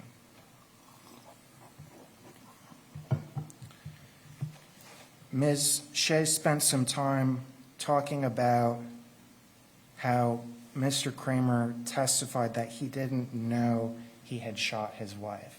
That was not the evidence. What Mr. Kramer said was he didn't remember exactly where she was when he fired the shots. Of course he knew he shot her. He told you after he shot her, he was stunned. He was shocked. He was devastated. He knew he shot her. What the testimony from Tim was as he staggered to grab the gun from a stooped position and fired the shots, he didn't know exactly where she was. He didn't know where Cody was. This is a traumatic situation, one that not many people ever find themselves in, but when you do find yourself in a situation like that, not everyone reacts the same. You're also not looking at the clock, trying to figure out, well, what time did I shoot her? What time did I move the car? What time did I call my sister? Tim doesn't know what happened afterwards. He told you he was a zombie. Why was he a zombie? Because he was devastated that he shot and killed the love of his life. Not something he wanted to do, something he had to do. Forgive him for not remembering the exact time that he did things. Forgive him for not knowing exactly where he was when he quickly pulled the trigger to defend himself.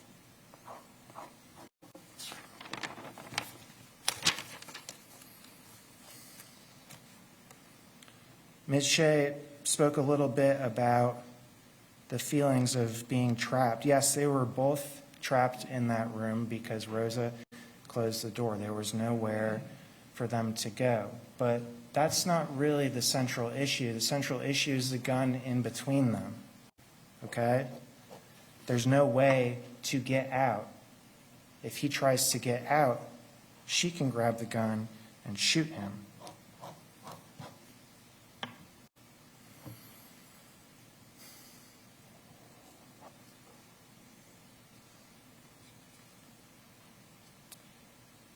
Ms. Shea spent some time talking a little bit about the stippling.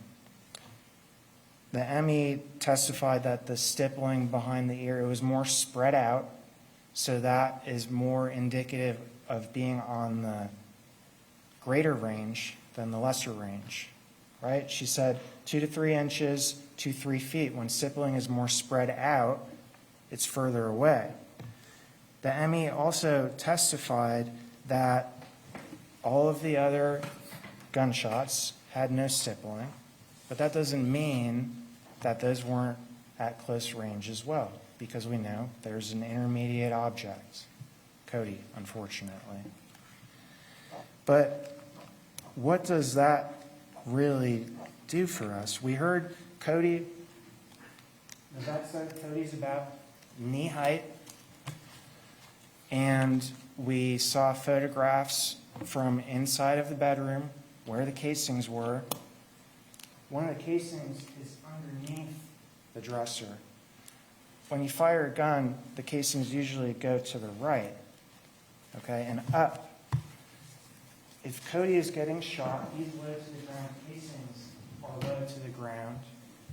That tells you that whoever's firing the gun is low to the ground as well, which is consistent with what Tim testified to about grabbing the gun from the dresser as he's hunched over and just firing quickly. So that's consistent with what Mr. Kramer testified to.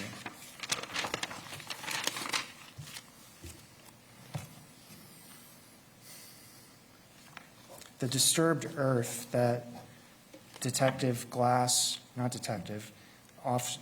Glass testified about, that doesn't prove anything. Deputy Glass can't say when that earth was disturbed. He's not an agriculturalist or anything like that. Yes, the gate was opened. He has no idea when the gate was opened. There's nothing to prove beyond a reasonable doubt that the vehicle was pulled behind the home before Ms. Kramer got back versus after this terrible incident took place.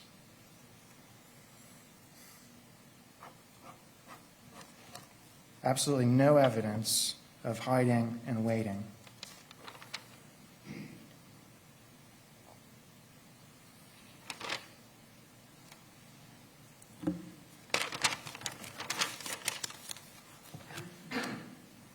One more thing about Cody. Ms. Shea presented you with a couple of text messages about Cody between Rosa and Tim. The first is both of them being angry that the dog had pooped on the floor. I think anyone would be upset about their dog pooping on the floor. But then the next message, Ms. Shea tries to twist it. There's more than one way to look at the message about giving Cody up. At this point in the messages, and read them for the context, Tim believes that he's going to be homeless. So is it that he doesn't care about Cody, that he's going to give him up? Or is it that he actually does care and he doesn't want his dog to be homeless as well? You don't see Rosa then saying, hey, I'll take Cody. That's Tim's dog. He didn't mean to hurt his dog.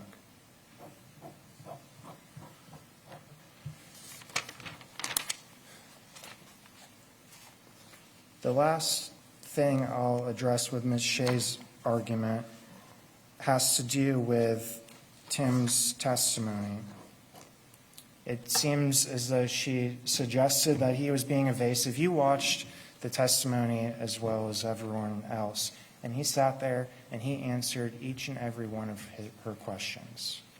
Yes, ma'am, no, ma'am, yes, ma'am, no, ma'am. He was not evasive. He was upfront. He admitted when he lied. He admitted when he was wrong, but he was not evasive. So when you're considering his testimony, that's not something that should put a chink in his armor. So the text messages between Tim and Dolores. Those messages, again, you have to take in complete context. And I know we got to hear each and every one of them. They become bizarre. They really do, especially when Dolores starts questioning Tim about whether or not Rosa is actually dead. But what is interesting is clearly Tim is looking into stand your ground laws. He's looking into self-defense.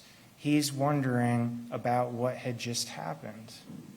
If you had just premeditatedly murdered someone, why are you looking up the rules about self-defense? It's because something else happened.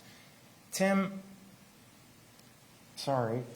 is not the smartest guy in the world. He has an 8th grade education. The jobs that he's worked throughout the years are simple jobs. I'm not saying anything negative about that, but you have to understand his mindset and his intelligence when he's trying to unpack what just happened. Those messages suggest that something other than premeditated murder happened, and Tim is trying to figure it out. A lot of what is in those messages does corroborate what he said. Yes, there are some lies.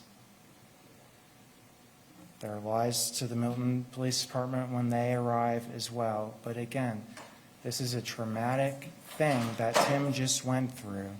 And not everyone deals with it the same way. But his research suggests that he's trying to figure out what just happened and what is the law.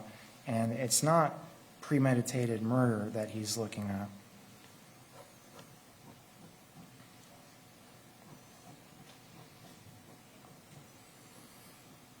So what you have to do, and we're just going to walk through the state's evidence, is see, has the state proven the case beyond a reasonable doubt, and have they, with their evidence, disproved self-defense beyond a reasonable doubt?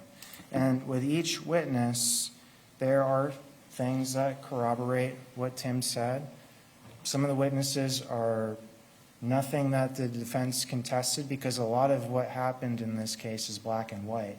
What this case is really about, it's not about the 3 months of marital discord. It's about those 13 minutes in that house, which we have very little insight into what happened during that time, but that's what we have to analyze.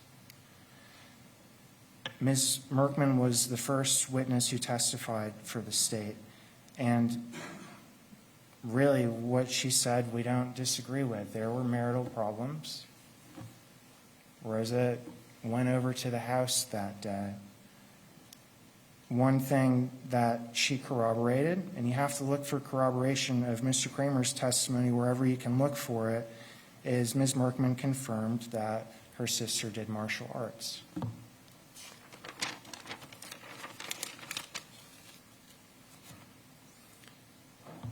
She confirmed that Rosa was having mental health issues and that she was on leave from work. Those are all things to consider, because what Rosa is going through and things that are affecting her, Tim knows about that.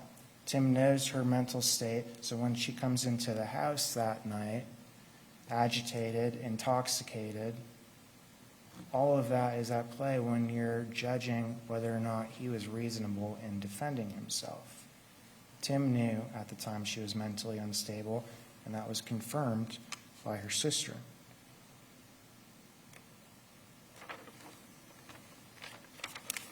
with both Ms. Merkman and Mr. Keelis. They both confirmed that Rosa liked to drink wine. There's nothing wrong with that. Her father doesn't remember Rosa drinking the night before or drinking the morning of, or using her medical marijuana products the night before or the morning of. No one knows. But what we do know is at the time that she died, she was under the influence of alcohol, 0.58, under the influence of Xanax. The medical examiner testified that it was at a level where people have found to be driving under the influence, as well as THC. All of those mixed together with someone who is going through a mental health crisis. That is what Tim was presented with when she walked in through the front door. All of those things going on, and all of those things you have to consider when you're deciding whether or not he was reasonable and justified in defending himself. Jonathan Glass, we already spoke about his testimony. Benjamin Gauntlet, he finds Tim's vehicle up in Milton. He said that Tim willingly spoke with them, albeit he lied, we know. That's all part of Tim just didn't know what to do. He hadn't had a chance to consult with a lawyer yet. He wanted to. But what Gauntlet testifies to is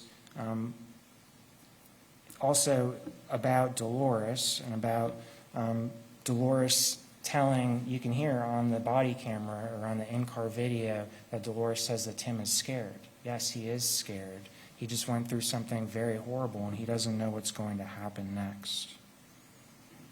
It's also important to note that Gauntlet confirmed that he has dealt with Dolores before, and he knows that Dolores has mental health issues, and unfortunately that was the only person that Tim had to turn to get advice from. Brian Shorett, he just went up to Milton. There's really nothing we dispute about what he says that doesn't help the state's case, doesn't help really anything. Lawrence Masita, he took a number of photos. He didn't take photos of Tim's legs, just the upper body. And again, there was a lot of emphasis placed on the scratch marks. Don't get confused. The scratch marks on the chest, the possible scratch on the arm, that is not why this was self-defense. This was self-defense because there was a gun between two people, one of whom was intoxicated and struggling with mental health issues.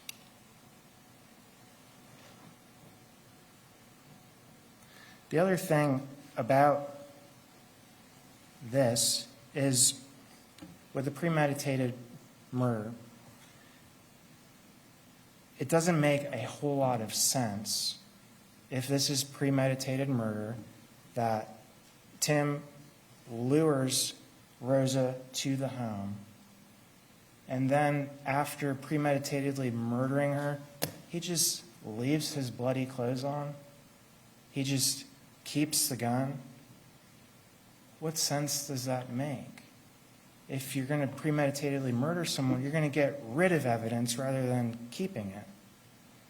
What that shows, and this is the evidence that Masita collected, not the gun. We'll talk a little bit about that. He didn't search the Tahoe. He's not one of the many people who missed the gun. But it just doesn't make much sense that after premeditated murder, you don't try to get rid of evidence. We're reading all of these text messages. They weren't deleted. They were kept intact. All of the evidence was really kept intact. Tim mentioned that he did try to clean up a little bit, but there's only one small area of that house that was mopped up. It's clearly someone who did not expect what happened to be on the agenda for the morning.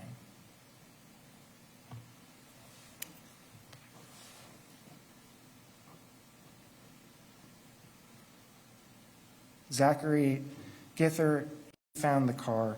There was some argument between Ms. Shea and Tim yesterday about whether the car was hidden or not.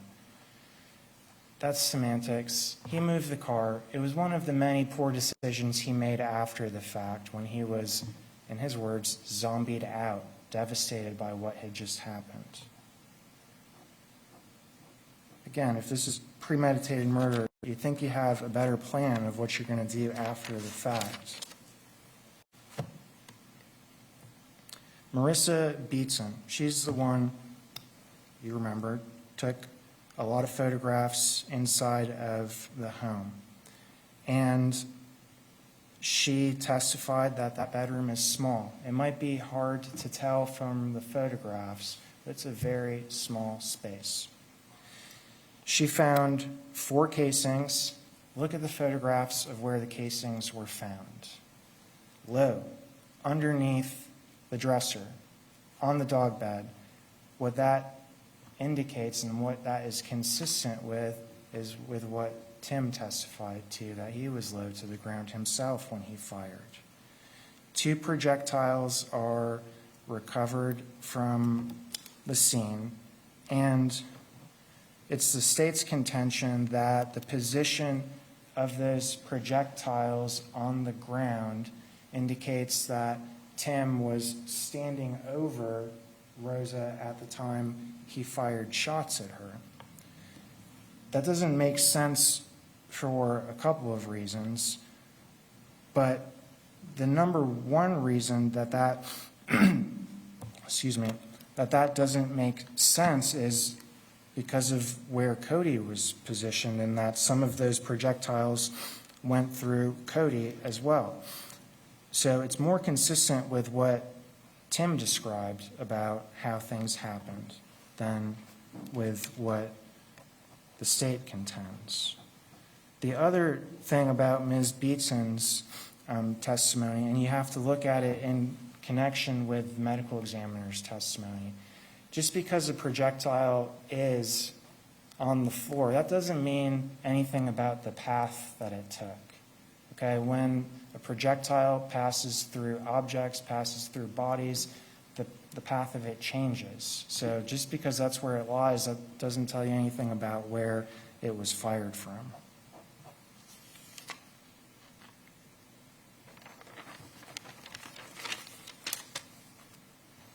The vet, Dr. Lee, we already spoke about the dog's height.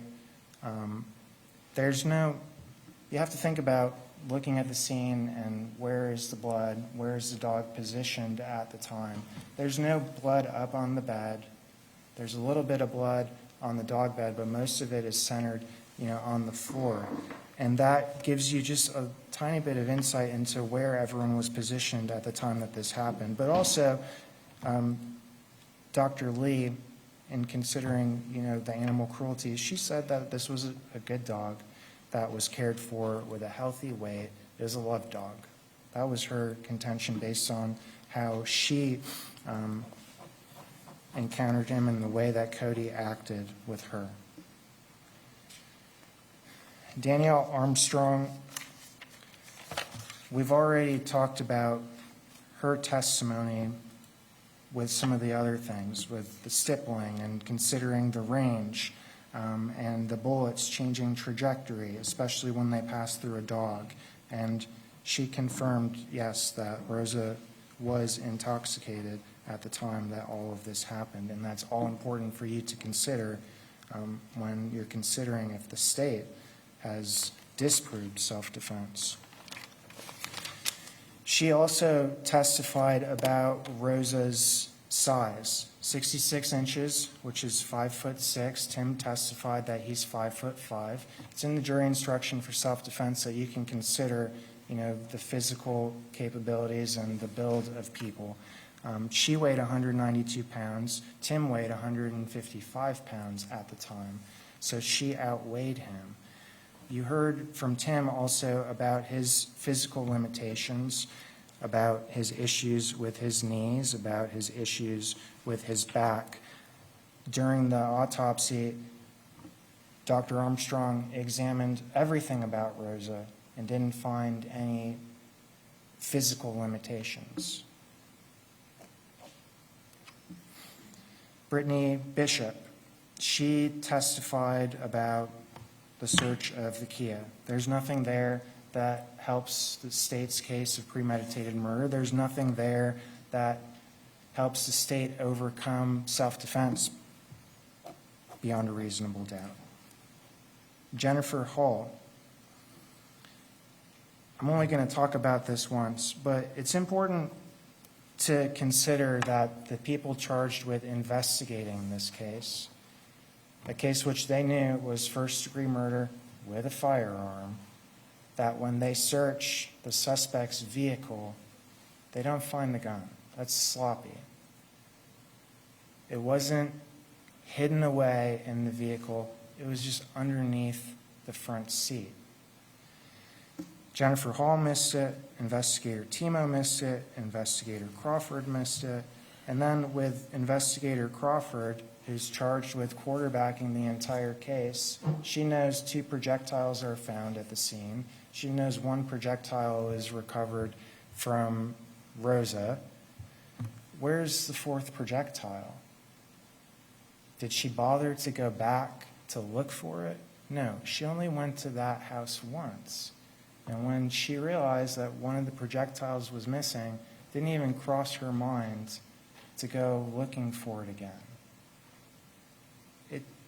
It's sloppy, and those are the people that are investigating this case. You don't get a complete picture of what happened in that bedroom because the investigators couldn't be bothered with going back to take another look.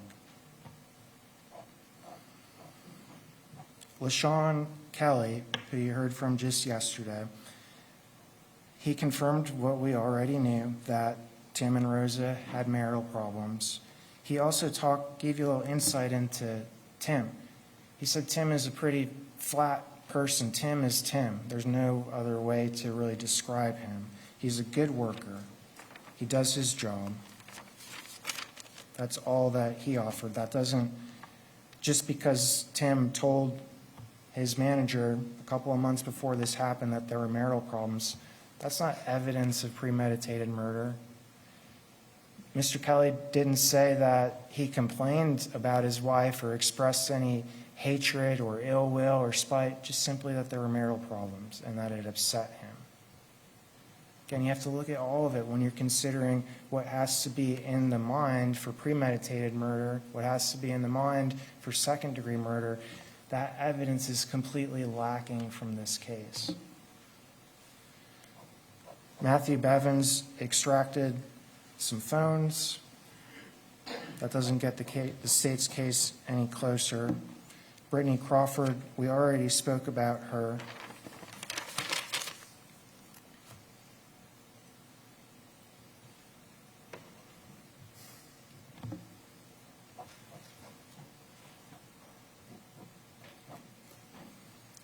She spent an hour and a half or so reading 143 pages of messages between Dolores and Tim.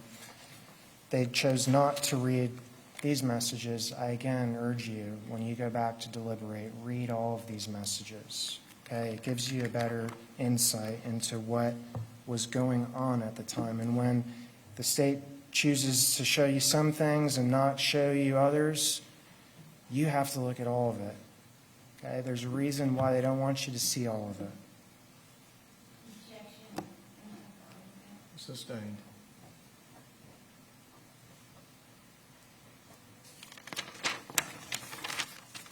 Brianna Snowden, we agree. The gun that she found, that she analyzed, the gun that was plain as day under the driver's seat, is the gun that was used in this case, the gun that was in between Tim and Rosa during an argument. Jennifer Wilkerson, again, we don't disagree with what she testified to. It does, again, bring me back to, if this is premeditated murder, why does Tim keep on wearing the clothes that he committed premeditated murder in? It doesn't make sense. What makes more sense is that if something that he didn't plan for happened, the aftermath isn't going to make a whole lot of sense.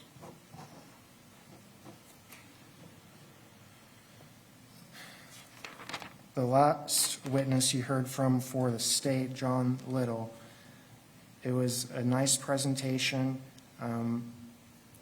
Again, the way that it was presented to you was calculated. When they're corroborating the locations, are they showing benign texts or are they taking texts out of context? Should I put a knife in her hand? And that's the one that they flash up on the screen. Again, look at all of the evidence, consider it all in context. So that's what the state presented. And the state's evidence, again, does not show any premeditation, does not show any hatred, ill will, or spite. This is not first-degree murder. This is not second-degree murder. Tim testified. Tim didn't have to testify. He chose to testify to tell his story.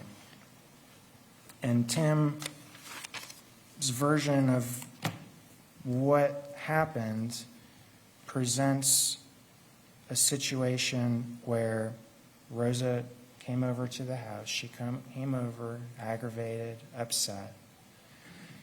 There was an argument in the living room. The argument carried over into the bedroom. Rosa got incensed because Tim wouldn't sell her the house.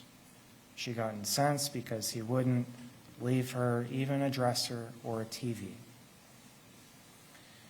Rosa attacked Tim. She kicked him in the knees. She hit him in the back.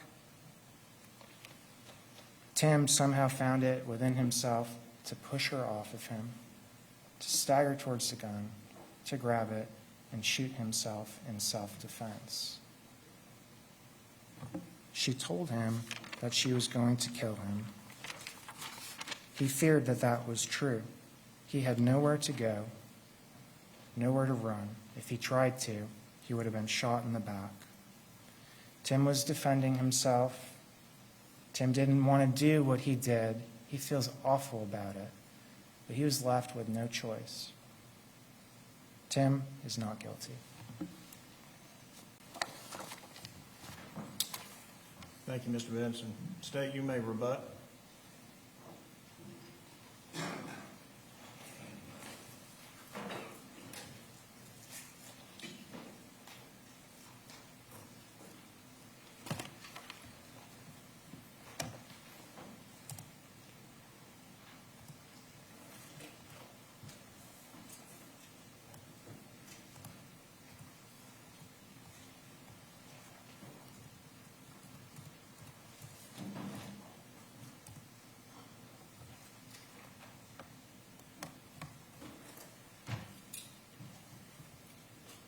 Are you going to need the screen, Ms. Shea? Yes, sir. Okay. Maybe. We'll see.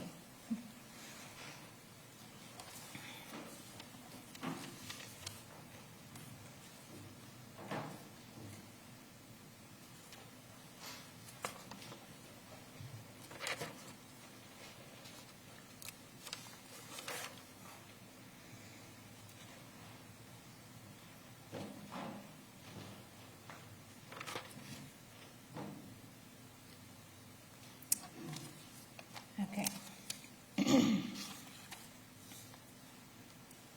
So,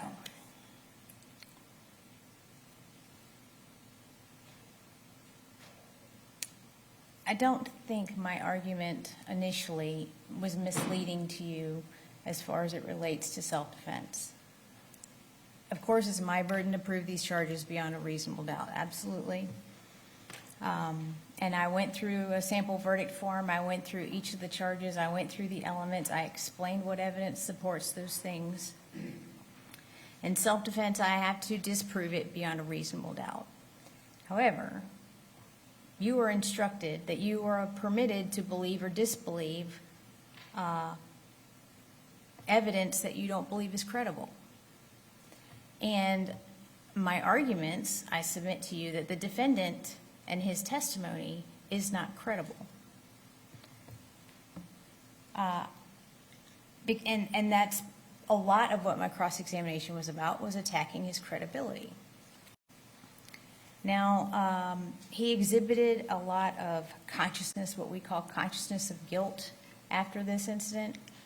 Things that people do that are inconsistent with innocence. Things that they do or say that suggest they're aware that they are guilty of something. Now, if you're acting in self-defense, you do not feel like you are guilty of anything. You feel justified. You feel like it was necessary. And that's what you would have to believe the defendant felt at the time. He would have to believe that it was absolutely necessary.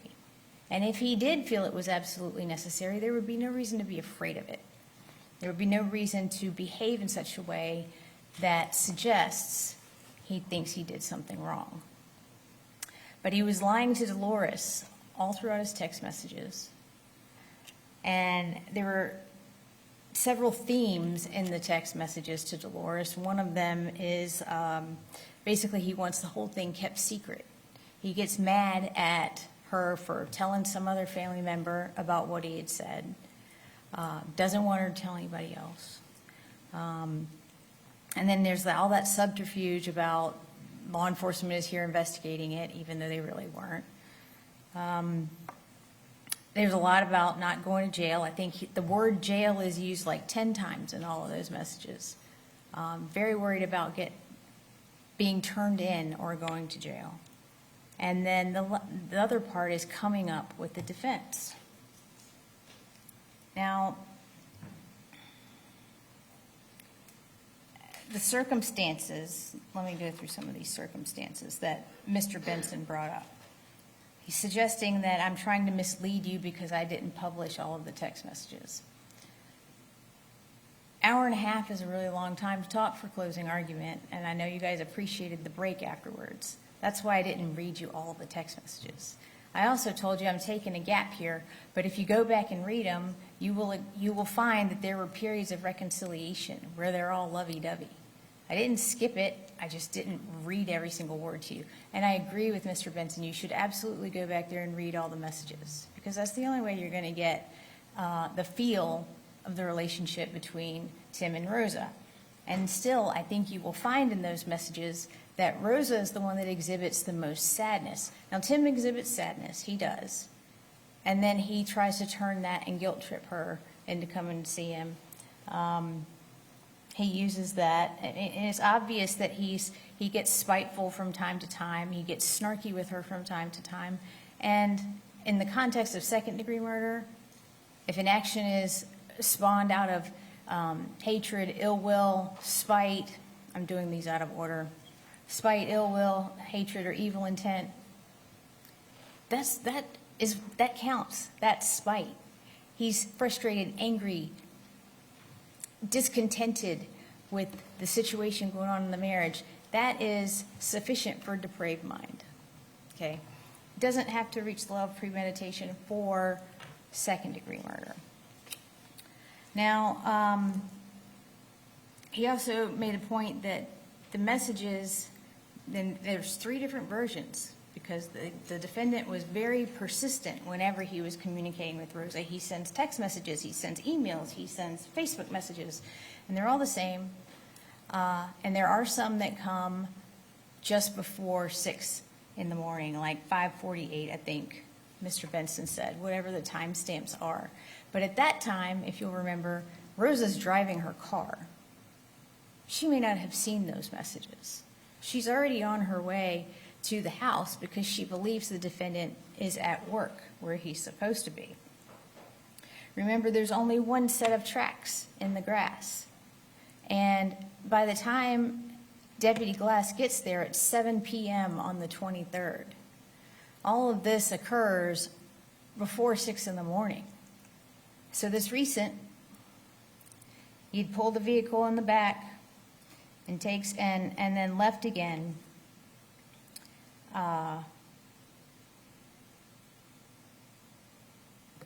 Mr. Benson said it's unusual. It wasn't unusual for her to go to the house at that time.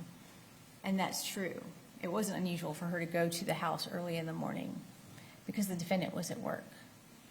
It's not unusual for her to be there. It is unusual for him to be there if he's supposed to be at work. Let me come back to this one.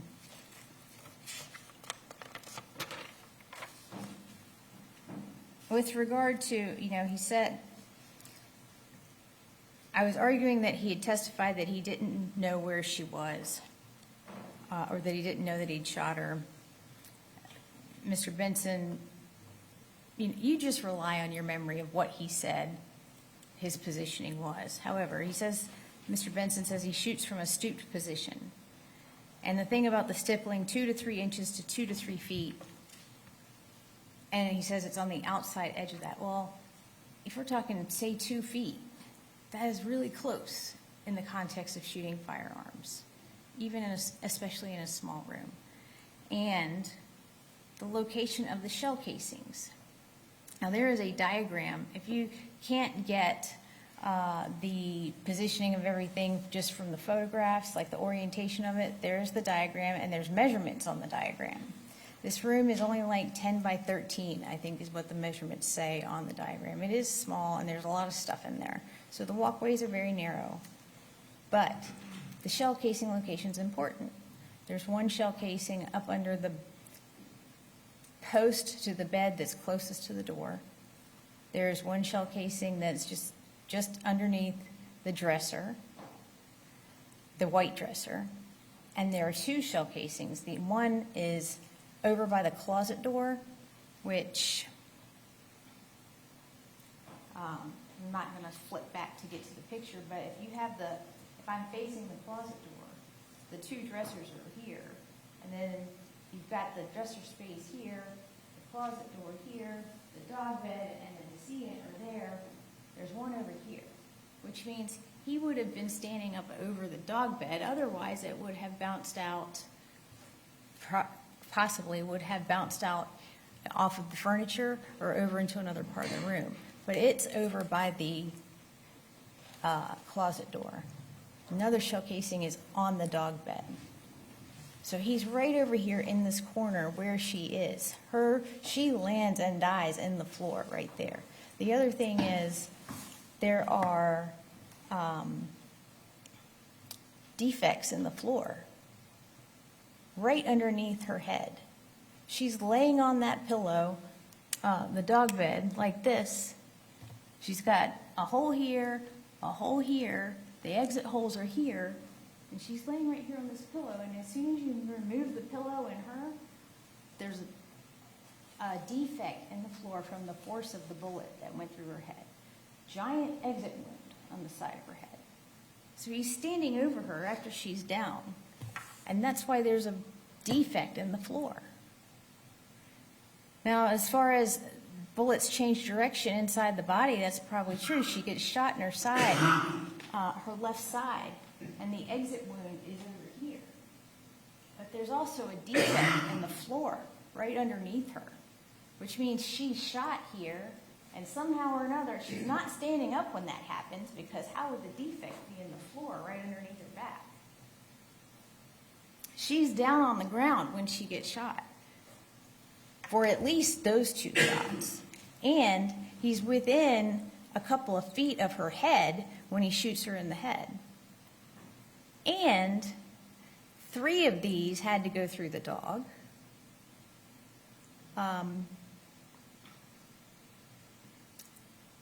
And 2 of the shell casings are right over here, tucked in this corner of the room where she is. So he is on top of her.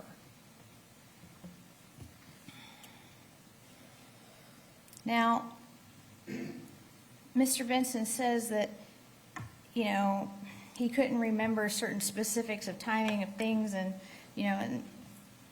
okay, because it's traumatic, and he was just trying to figure out what happened. If this was self-defense, if this was truly self-defense, he would know right then and there that this was self-defense. He wouldn't have had to call his sister and say that it was something else. this was the call logs. This is the call logs, and I can't see it on the screen because it's tiny. Outgoing to Rosa and the times that he's calling her. He's blowing up her phone, but Rosa's not there yet. She doesn't answer. But she's driving. But that's also not unusual because Tim's been blowing her phone up. These were the messages that he sent to her at 4:44. You need to come get your stuff first thing. That way we don't need to see each other until we sign the papers. Come get your things. Come get your stuff first thing right now. And then, you said 5:30, I guess, because he knows that that's when she comes. But he's still supposed to be at work at 5:30. And he sent these messages, but by 5:33, she's on her way over there. If you're not coming, it's trash then. Now, this is actually where I'm at, because I was talking about the self-defense and how if it is self-defense, then you would know. If you look at these messages, now this is where he's talking to Dolores. The first page isn't on this slide, but in the first page at 6:48, that's when Dolores said, Tim, you told me you killed her. I can't be an accessory, and you need to call the law. That's what she said to him. It's not on this page. And here, at 6:50, Tim replies to her, you don't need to be, she was going to come over. He says, no, you don't need to be a part of this. You've got people to care for. At 6:52:30, he says, it's all good. I did this. It's on me. And, Sister D, that's her name in his phone, but she's trying to help him. And Tim says, I didn't tell you anything. Now he's going back on what he told her. Whatever he told her the first time he talked to her in that 9-minute phone call makes her respond, hey, you told me you killed her. I can't be an accessory. That does not sound like self-defense. But the thing is, if you feel like someone is going to kill you and you just got to respond in self-defense, there's nothing wrong with that. Everybody knows there's nothing wrong with that. And there's nothing wrong with telling the truth about that. So Dolores thinks she murdered, or at that point in the conversation, is suggesting, thinks that he murdered her. And Tim even says, no, you don't need to be a part of this. Doesn't want her to get in any trouble. And he says, it's all good. It's on me. I didn't tell you anything. Dolores says, delete all your messages. He's like, yeah, that's all you need to say. And she says, I can't lie. And he says, don't lie about what? I told you nothing. Now let's just erase it. Let's forget I told you anything. And at 6:55, Dolores is encouraging him to call the police and do the proper thing. And that's the proper thing. And if it's self-defense, and if he's really afraid of her because she knows something about karate, then say that. There's nothing wrong with that. But he doesn't call the police and say that. Instead, he's like, hey, should I put a knife in her hand?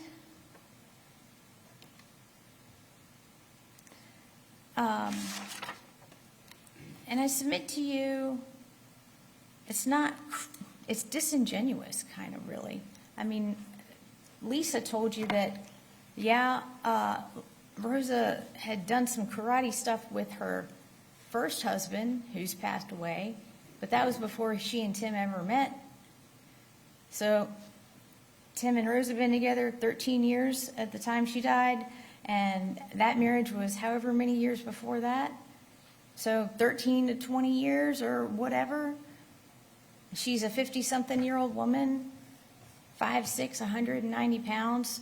Lisa says she doesn't work out. She doesn't do physical fitness, whatever. She's also depressed and sad and struggling in her marriage. I mean, you can tell from looking at the autopsy photos. She's not, the specter of, working out and being in the gym all the time. She's a normal lady. But the defendant wants you to believe that she's like some kind of, female Bruce Lee. So if it was self-defense, there's really no reason not to tell the truth. And if you really did fear for your life, why not say that to Dolores? And Mr. Benson says, no offense, he's not a smart guy. Well, he skips the simple step. The simple step was, I thought she was going to kill me. I had to do what I had to do. That's the simple step. Instead, he starts researching the law because he's looking for excuses. And, it goes from there. Then he lies to Dolores all day long about stuff, and then he lies to the law enforcement officer. Then he pretends like he's Rosa, lying to Rosa's family. So if he's lied to every single person in the story, why should you not question whether or not he's lying to you now that it's all on the line?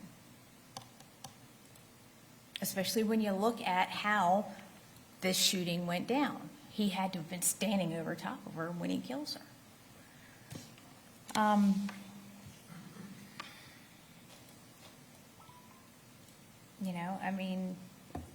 I still have to prove this case beyond a reasonable doubt, and I believe I've done that through all of the two days we listened to evidence, through all of these arguments.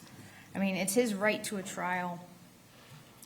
But what do you say when you've made bad choices and you don't want to be accountable for it?